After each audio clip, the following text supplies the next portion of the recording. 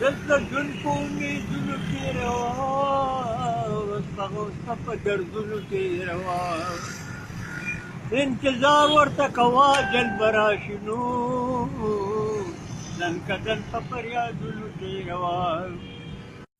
د عیسی د راتلو پته چاته نشته، هسې وخت په دې یادونو تېروه. کارمان د ویزه زر لیدل غواړي، وخت په غاړه د سیندونو تېروه. که د شوق باسي د علم سره وینو، په د اوړو په ګردونو تېروه.